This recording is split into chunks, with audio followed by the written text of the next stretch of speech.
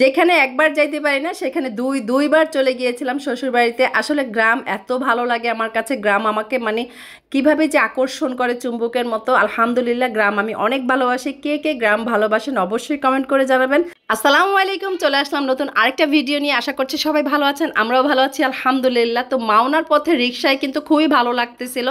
আজকের আবহাওয়াটা খুবই ভালো, কিন্তু ঈদের আগে যখন আসছিলাম এত রৌদ্র ছিল।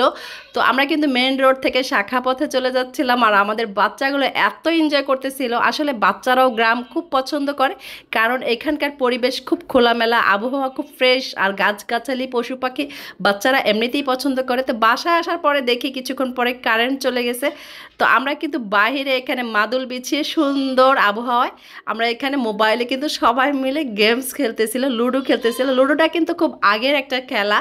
তো আমরা এখানে খুব এনজয় করতেছিলাম। আর আমার ছোট বোনটা দেখেন, গতবার আসলে কিন্তু আমরা এখানে তেঁতুলটা খুঁজে পাই নাই। তো আজকে এবার সে কিন্তু এই যে রেডি হয়ে আসছে, তেঁতুলের পট নিয়ে আসছে। সে কিন্তু এই মানে ভর্তা টর্তা খুব পছন্দ করে, আমিও খুব পছন্দ করি। তো আমরা খুব এনজয় করেছিলাম। পরের দিন সকালবেলা এত সুন্দর একটা আবহাওয়া আর এত সুন্দর একটা পরিবেশ, আমরা এখানে কি খাবো কি করব ভেবে পাচ্ছিলাম না। তো গ্রামে আসছি, ভর্তা খাবো না তা হয় না। তো সকালবেলায় কিন্তু খুদের ভাত রান্না করছিল নানি এক কড়াই। আর এখানে আমরা লাউ শাক ভর্তা করব। লাউয়ের শাকের ভর্তাটা কিন্তু খুবই মজা, আমরা যারা খাই খুব ভালো করেই জানি। অবশ্যই কমেন্ট করে জানাবেন আমার মতো কে কে লাউ পাতার ভর্তা খুব পছন্দ করেন। আমি সবসময় গ্রামে আসলে খুঁজি যে কি দিয়ে ভর্তা বানাইলে ভালো লাগবে, কোন ভর্তাটা আসলে আমরা খুব পছন্দ বা পরিচিত। তো আমি সবসময় আসলে ভর্তা ভাতই খুব পছন্দ করি। গ্রামে আসলে আমার কাছে গ্রামের পরিবেশটার সাথে খুবই ভালো লাগে। আর এই যে এখানে আমি কিন্তু আরও কয়েকবার আসছিলাম, আমি কলা পাতায়ও কিন্তু খিচুড়ি রান্না করে খাইয়া ভিডিও দিছি। আর এই যে এখানে কিছুটা রসুন আর হচ্ছে শুকনা মরিচ ভেজে নিচ্ছিলাম লাকড়ির চুলায়। আমি এটা করতেছিলাম, আমার কাছে খুব ভালো লাগতেছিল। আর এখানে এই যে ভর্তা করে নিচ্ছিলাম, এটা হচ্ছে কি মলা মাছের একটা শুটকি, এটা দিয়ে ভর্তা করব। আর হচ্ছে লাউ পাতার ভর্তাটা করব। আর এই ভর্তাগুলো খেতে কিন্তু খুবই ভালো লাগে। খুদের ভাত, পোলাও, খিচুড়ি, আমি কিন্তু সব কিছুর সাথেই এই ভর্তাগুলো পছন্দ করি। ভিডিওটা অবশ্যই সম্পূর্ণ দেখার অনুরোধ রইল। আর এখানে কিছু ফেসবুক নিয়ে গুরুত্বপূর্ণ কথা বলবো। আমরা যেখানেই থাকি না কেন, যে অবস্থাতেই থাকি না কেন, অবশ্যই ফেসবুকে কাজ করি। ফেসবুকের নিয়মকানুনগুলো মেনে কাজ করব এবং ঠিক টাইম মতো আমরা ভিডিওগুলো আপলোড দিব।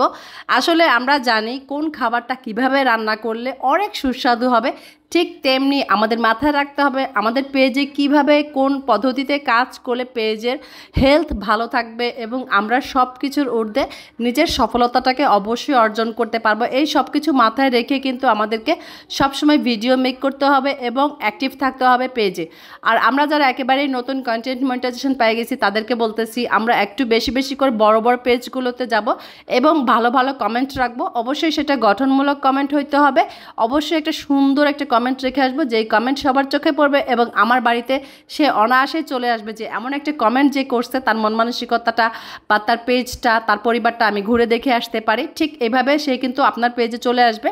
আর এসে যদি আপনার পেজটা পরিপাটি সুন্দর তার পছন্দ হয়ে যায়, তাহলে কিন্তু সে আপনার পেজে থেকে যাবে।